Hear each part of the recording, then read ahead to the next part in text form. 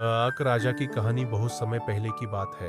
एक छोटे से राज्य में एक राजा रहता था। वह राजा बहुत ही दयालु और न्यायप्रिय था, लेकिन उसमें एक अजीब बात थी। वह कभी किसी से ज्यादा बातें नहीं करता था और हमेशा अपने महल में अकेला रहता था। राज्य में लोग उसे अक राजा कहकर बुलाते थे, क्योंकि वे सोचते थे कि वह बहुत गूढ़ और रहस्यमय व्यक्ति था। राजा का रहस्य राज्य के लोग अक्सर इस बात को लेकर चर्चा करते रहते थे कि राजा इतना अलग क्यों है।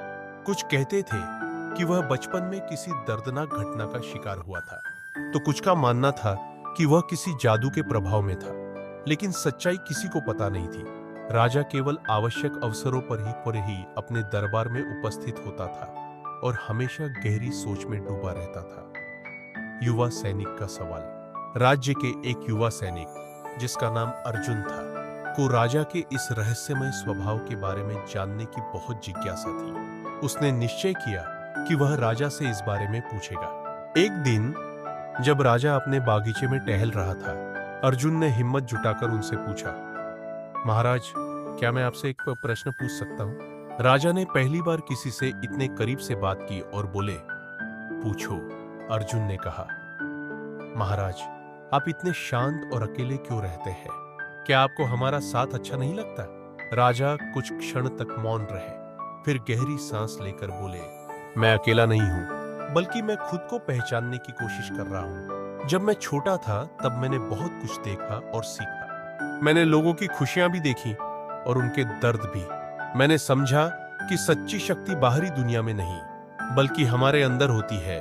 अगर हम अपने मन को शांत कर ले तो हम किसी भी परिस्थिति का सामना कर सकते हैं। राजा की परीक्षा अर्जुन को राजा की बातों से बहुत प्रेरणा मिली। उसने सोचा कि अगर राजा इतने ज्ञानी और समझदार हैं, तो उन्हें राज्य की भलाई के लिए आगे आना चाहिए। एक दिन राज्य के पड़ोसी राज्य ने युद्ध की धमकी दी। वहां का राजा क्रूर था और उसने कई राज्यों को जीत लिया था। लोगों को डर था कि उनका राज्य भी खतरे में पड़ सकता है। जब यह खबर राजा तक पहुंची,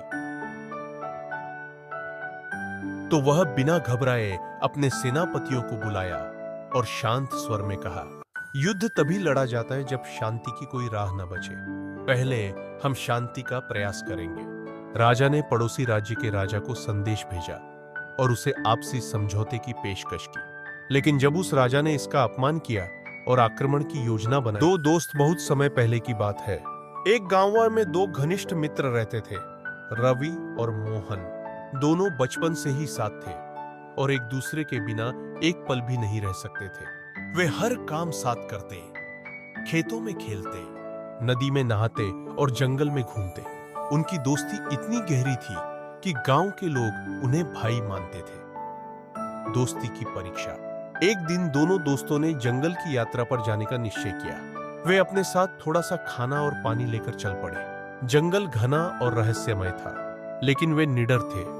कुछ दूर चलने के बाद अचानक एक बड़ा भालू उनके सामने आ गया। भालू को देखकर रवि डर गया और तुरंत पास के एक पेड़ पर चढ़ गया। मोहन को चढ़ना नहीं आता था, इसलिए वह वहीं खड़ा रह गया। मोहन ने सुना था कि भालू मरे हुए इंसान को नहीं खाता। उसने तुरंत जमीन पर लेटकर अपनी सांस रोक ली और बिल्कुल शांत हो गया।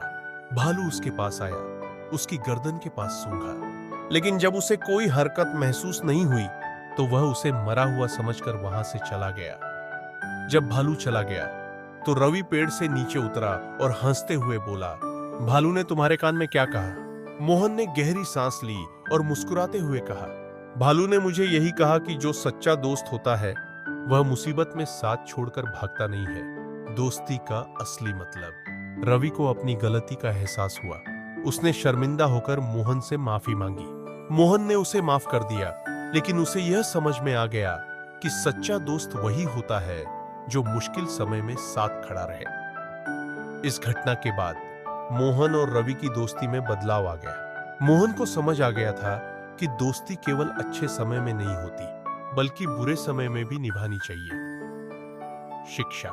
इस कहानी से हमें यह सीखने को मिलता है कि सच्चा दोस्त वही होता है जो सुख दुख में साथ रहे, न कि मुसीबत में भाग जाए।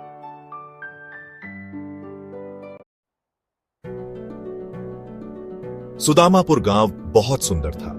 हरे भरे खेत, ऊंचे ऊंचे पहाड़ और बीच में बहती नदी। लेकिन गांव वालों के मन में अंधविश्वास भरा था। गांव के बाहर एक पुराना पीपल का पेड़ था। लोग उसे भूतिया पेड़ मानते थे। कहते थे रात को वहां भूत रहता है। कोई उसके पास जाने की हिम्मत नहीं करता था। गांव वाले अंधविश्वासी थे। वे हर छोटी बड़ी बात के लिए ऊंझा के पास जाते थे। बीमार पड़ने पर झाड़ फूंक करवाते थे। बच्चों को ताबीज पहनाते थे। एक दिन गांव में एक नए शिक्षक आए। उनका नाम था रवि बाबू। वे पढ़े लिखे और समझदार थे। वे बच्चों को विज्ञान और तर्क की बातें सिखाते थे। रवि बाबू ने बच्चों को बताया कि भूत प्रेत नहीं होते, यह सब मन का वहम है। उन्होंने बच्चों को विज्ञान के प्रयोग दिखाकर समझाया। एक दिन रामू नाम का लड़का भूतिया पेड़ के पास से गुजर रहा था। अचानक उसे चक्कर आ गया और वह बेहोश हो गया। लोगों ने देखा तो हंगामा मच गया। सबने कहा, देखा, हमने कहा था ना, यह पेड़ भूतिया है। इसने रामू को पकड़ डांश लिया। लोग डर गए। रवि बाबू ने जब यह सुना तो वे वहां पहुंचे। उन्होंने लोगों को समझाया कि डरने की कोई बात नहीं है। हो सकता है रामू को धूप लग गई हो। उन्होंने रामू को उठाया और उसके चेहरे पर पानी छिड़का। थोड़ी देर बाद रामू को होश आ गया। रवि बाबू ने लोगों को समझाया कि यह सब अंधविश्वास है। उन्होंने खुद उस पेड़ के नीचे एक रात बिताने का फैसला किया। अगले दिन सुबह वे सकुशल वापस आए। गांव वाले हैरान रह गए। उन्हें अपनी गलती का एहसास हुआ। उन्होंने रवि बाबू से माफी मांगी। धीरे धीरे गांव वालों का अंधविश्वास दूर होने लगा। अब गांव में शिक्षा की लौ चलने लगी थी। बच्चे स्कूल जाने लगे। वे विज्ञान और तर्क की बातें सीखने लगे। सुदामापुर अब अंधविश्वास से मुक्त होकर विकास के पथ पर अग्रसर था। सुवर्णपुर एक समृद्ध राज्य। सुवर्णपुर बहुत सुंदर राज्य था। यहाँ के लोग बहुत खुश थे। खेत हरे भरे थे। नदियां पानी से भरी थीं। व्यापार फलता फूलता था। लोग एक दूसरे का सम्मान करते थे। सुवर्णपुर शांति और समृद्धि का प्रतीक था। यहाँ के लोग मेहनती और ईमानदार थे। वे त्योहारों को धूमधाम से मनाते थे। कला और संस्कृति को बढ़ावा देते थे। सुवर्णपुर एक आदर्श राज्य था। न्यायप्रिय राजा विक्रमदेव। राजा विक्रमदेव सुवर्णपुर के राजा थे।